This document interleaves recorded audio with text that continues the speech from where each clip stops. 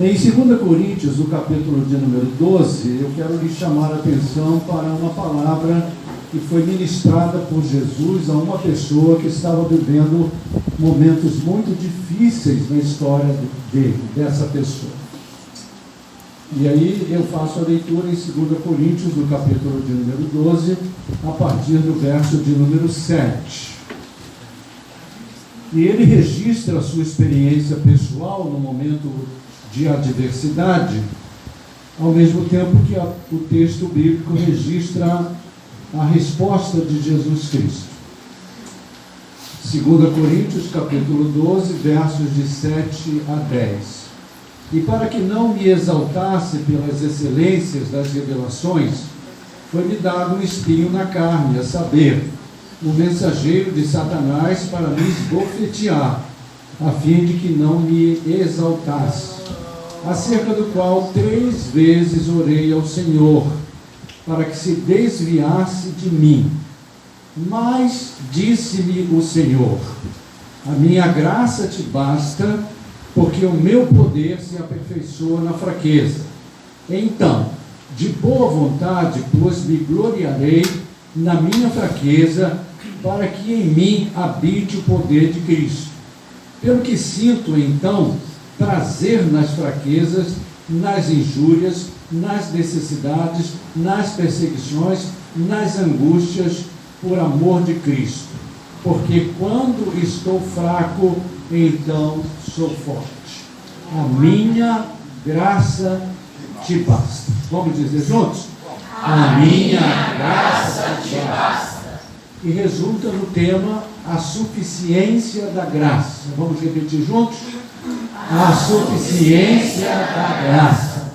A suficiência da graça. Normalmente, esta palavra é usada quando se refere a nomes de pessoas. É desta maneira que esta palavra é mais conhecida, circula espontaneamente por aí afora.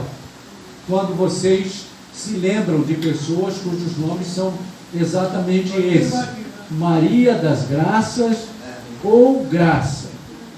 Esta palavra também tem um significado no outro ambiente, isto é, quando significa sorriso, gracejo ou xiste. Daí, inclusive, nós dizemos em determinadas circunstâncias que nós estamos achando graça a respeito de alguma coisa, estamos achando graça a respeito de alguma experiência vivida e expressamos essa graça através de sorrisos. Agora, em teologia, isto é, a partir do seu surgimento nas páginas da Bíblia, especificamente no Novo Testamento, a palavra bíblica grega charis foi usada 155 vezes, com a ideia de transmitir favor para com alguém, principalmente favor imerecido. Então, quando se queria, no Novo Testamento, usar a palavra graça, estava-se usando para se referir a alguma coisa que Deus deu em favor de alguém que inclusive não seria merecedor. Daí o desdobramento também pelos teólogos, quando definem graça como favor imerecida. O anjo disse a Maria: você achou graça diante de Deus, segundo Lucas capítulo 1, verso 30. Jesus Cristo mais tarde disse aqui, conforme registro, ao apóstolo Paulo: a minha graça te basta.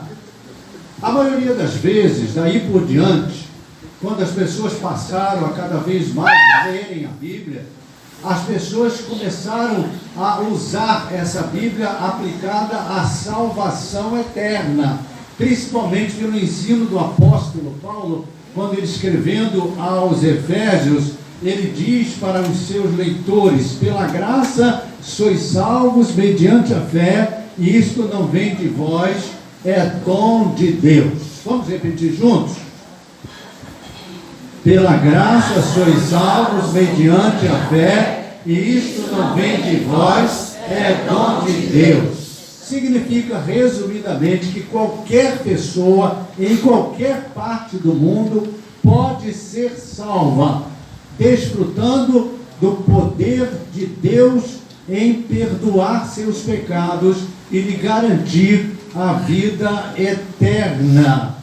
Isto significa que, se você quiser, qualquer pessoa, qualquer menino, qualquer menina, qualquer adolescente, qualquer jovem, qualquer adulto, qualquer ancião, significa que qualquer um pode experimentar a salvação eterna, desde que se arrependa dos seus pecados, creia em Jesus Cristo e aceite Jesus Cristo no seu coração. Isto é muito, mas muito mais do que apenas ter uma religião.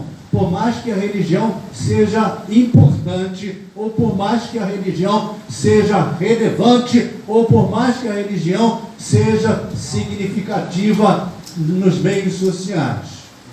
Em outras palavras, até diríamos, num sentido oposto, que por mais importante que seja uma religião, nenhuma delas, e nesse sentido elas são honestas, nenhuma delas garante a salvação.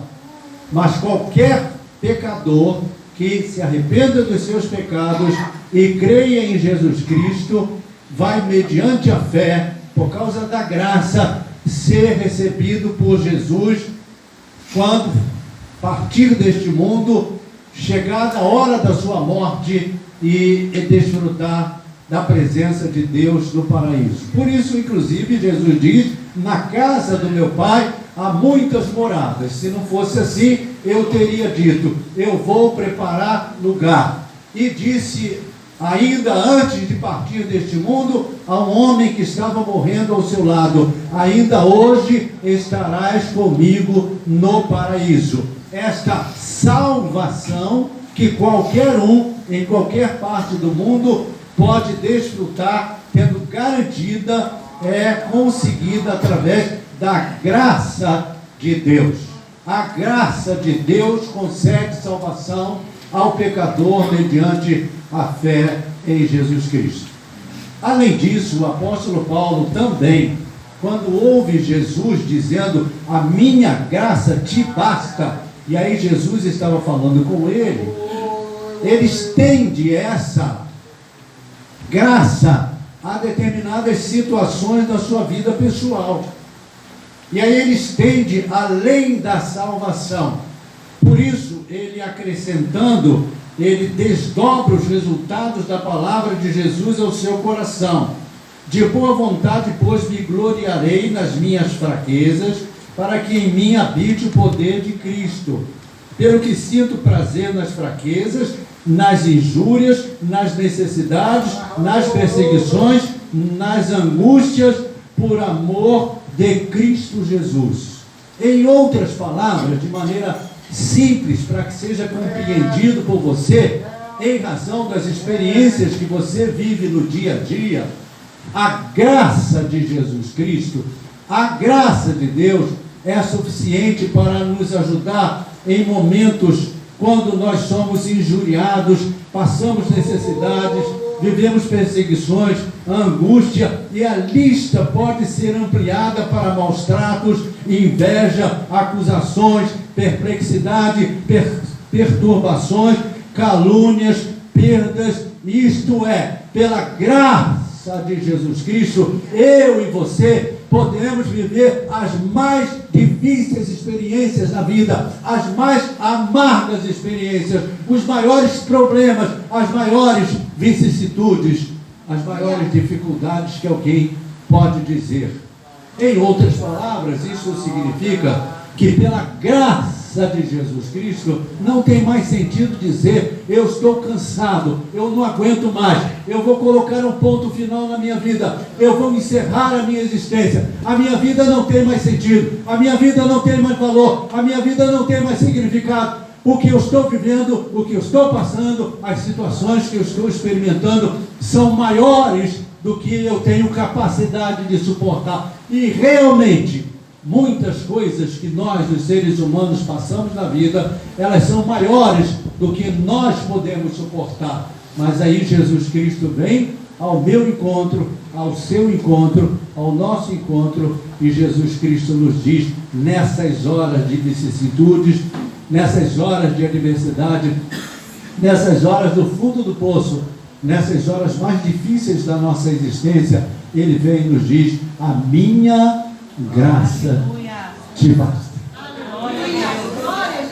E aí você firma os seus pés sobre a rocha e você enfrenta a vida. Você parte para frente.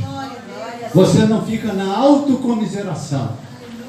Você não entra na depressão.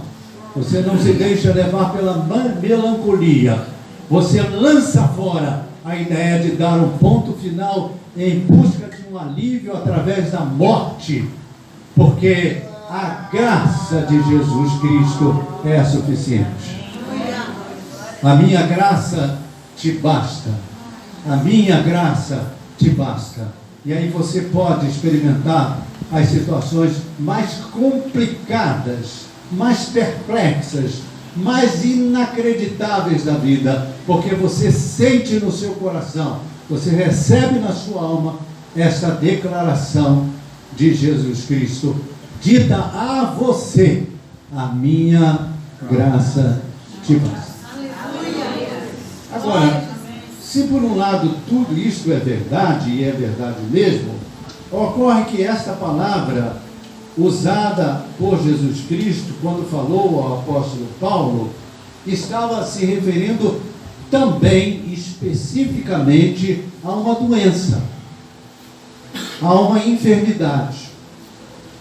Estava se referindo a um quadro de saúde que não estava conseguindo ser resolvido.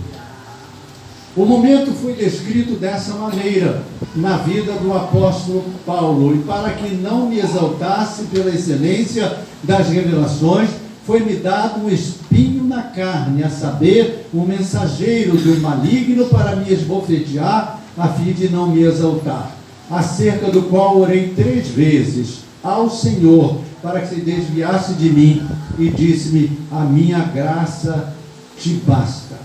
A palavra original, presta atenção, a palavra original usada por Jesus Cristo aqui, a palavra original usada na Bíblia, a palavra original aplicada ao apóstolo Paulo, asteneia, é de onde vem, em português, a palavra astenia, que é uma palavra de característica médica.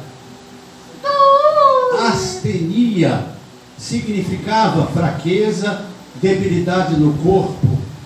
E atualmente os médicos que lidam com astenia, os médicos costumam apontar como causas de astenia essa situação em que o corpo adoece, em que partes do corpo ficam enfermas.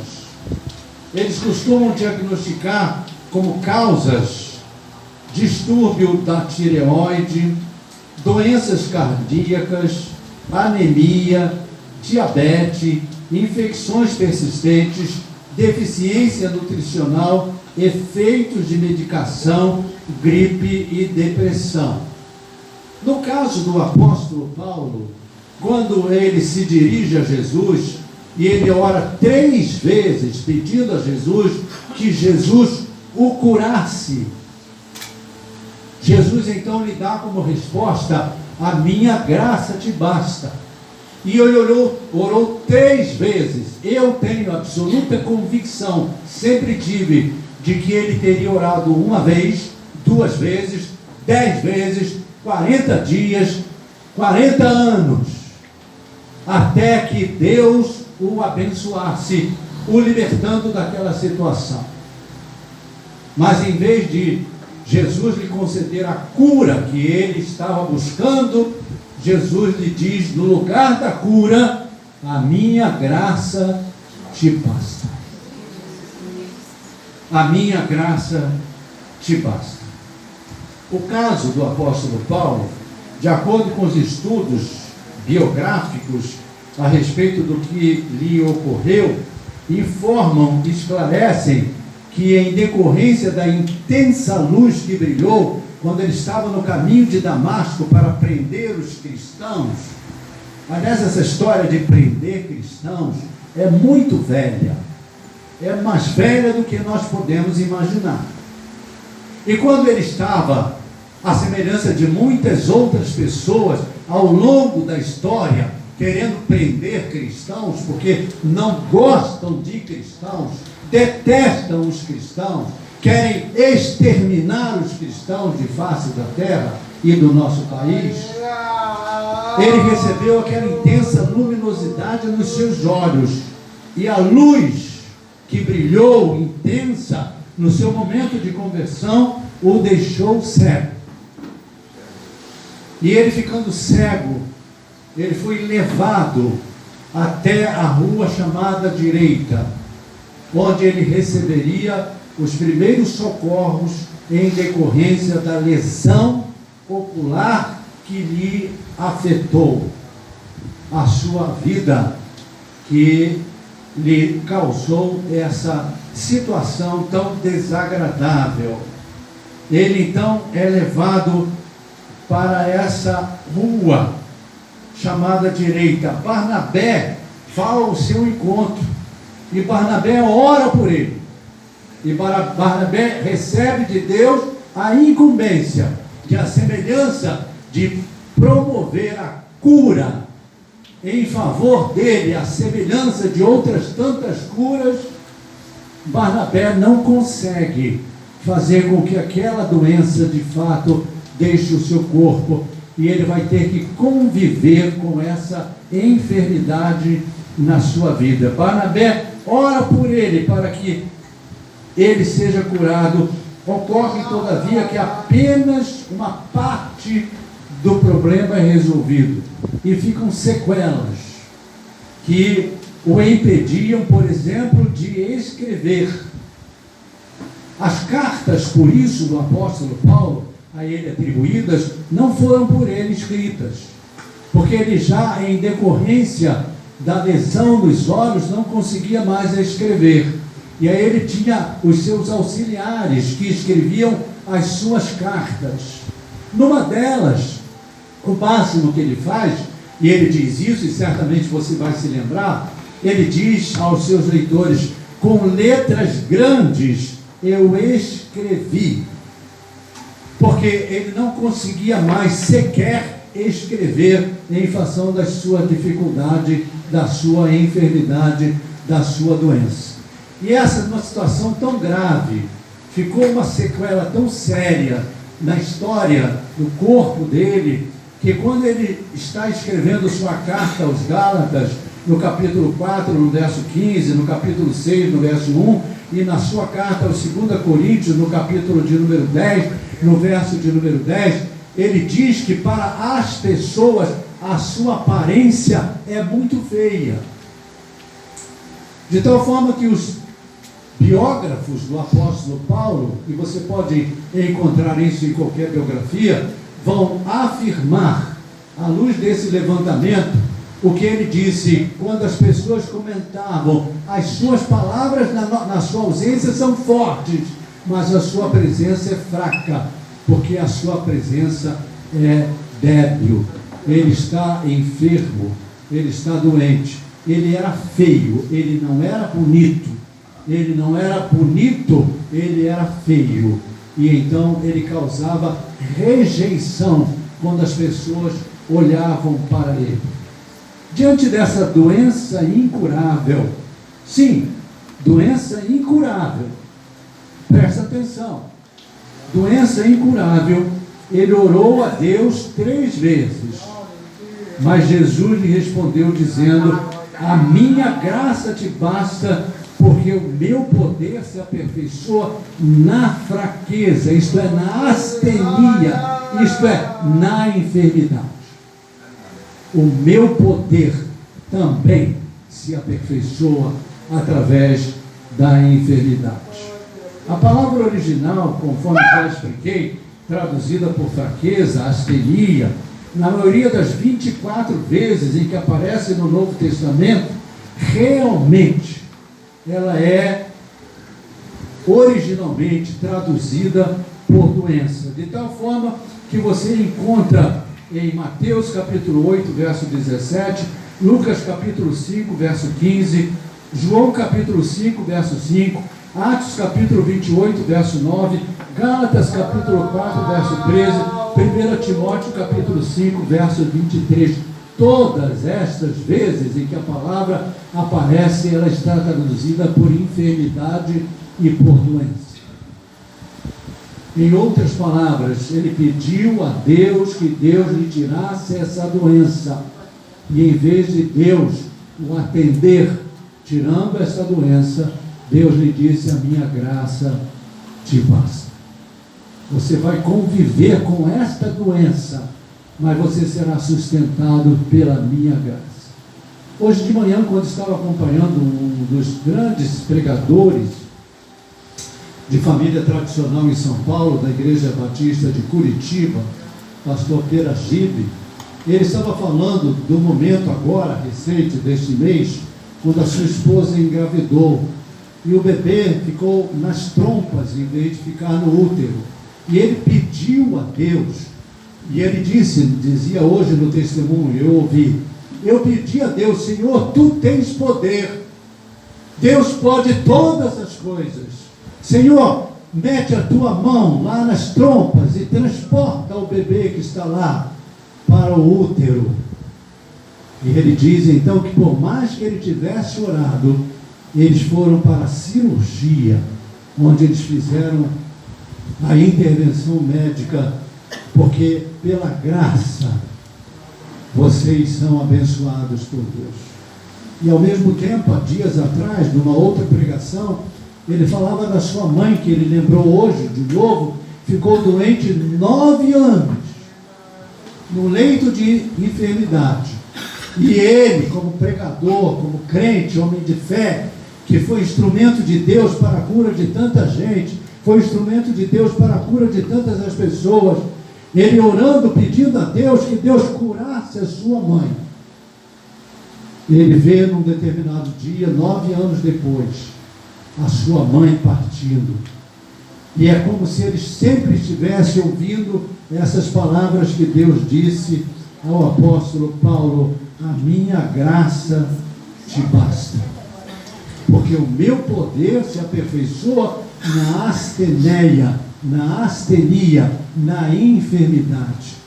É verdade, e é verdade mesmo, que Deus prometeu curar nossas doenças. Amém? Amém. Deus prometeu curar nossas doenças. Amém? Amém. Jesus cumpriu essa promessa curando muitas pessoas. Amém? Amém. Muitas pessoas ao longo da história já testificaram que foram curadas por Deus. Amém? Amém. Pessoas aqui dentro hoje poderiam se levantar e dizer que foram curadas, porque Deus as ouviu e Deus as curou. Todavia, também é verdade que o apóstolo Paulo não foi curado da sua enfermidade e que ele aprendeu a viver com essa doença com base na graça de nosso Senhor e Salvador Jesus Cristo. Assim como muitas outras pessoas ao longo da vida, ao longo da história, em muitos lugares. Existem pessoas que, inclusive, quando vão visitar outras que estão doentes e que permanecem doentes e que partem para a eternidade doentes, essas pessoas testificam: eu fui para confortar e voltei confortado. Eu fui para dar uma palavra de alívio e eu saí fortalecido na sua fé. E essas pessoas testificam que mesmo na doença, mesmo na enfermidade, elas experimentam a graça de Jesus Cristo. Mesmo nessas situações de enfermidade, elas experimentam o alívio, a proteção, o conforto. Por isso o apóstolo Paulo diz de uma maneira magnânime: bendito seja Deus, que nos conforta em todas as nossas tribulações, para que confortemos aqueles que também se encontrem em tribulações como nós. Por isso, o apóstolo Paulo diz no desdobramento da sua experiência com Jesus: por isso sinto prazer nas fraquezas, nas injúrias, nas necessidades, nas perseguições, nas angústias por amor de Cristo, porque quando estou fraco, então sou forte. Em outras palavras, quando nós passamos por um problema, seja ele qual for esse problema, problema na minha vida, problema na sua vida, problema na nossa vida, a graça de Deus é também a solução. E aí eu termino. Termino porque eu prometi não me delongar. Pela graça de Deus, qualquer um pode ser salvo, mediante o arrependimento dos seus pecados e pela fé em Jesus Cristo. Pela graça de Deus, pessoas que experimentam sofrimentos, dores, amarguras, perseguições, angústias, são sustentadas. Pela graça de Deus, pessoas que estão doentes e permanecem doentes e vão morrer doentes, são fortalecidas, experimentam alívio e descanso, paz e alegria, tendo Jesus Cristo no coração. E aí eu termino com essa frase: por tudo isso, vale a pena ser crente em Jesus Cristo. Vale a pena ser crente em Jesus Cristo. Vale a pena ser crente.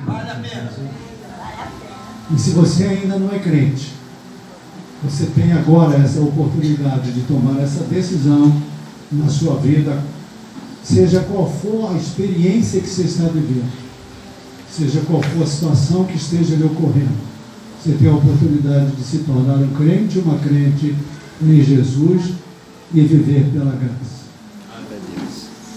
Como diz o hino que vamos cantar, e eu convido minha esposa, com a permissão das pessoas responsáveis pela música, para vir ao teclado. Convido a irmã também que ajuda na regência para nos conduzir. Nós vamos cantar Maravilhosa Graça.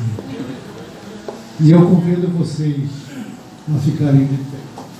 E nós vamos cantar Maravilhosa Graça. Enquanto eles estão se preparando, se colocando de pé, nós vamos orar. Nós vamos orar. E nessa oração, você que está aqui conosco, que ainda não é crente, você pode tomar essa decisão.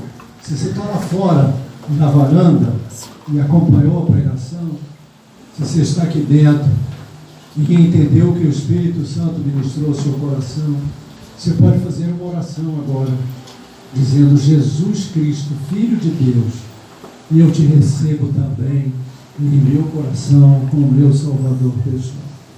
E eu peço que tu abençoes a minha vida desde agora e para sempre.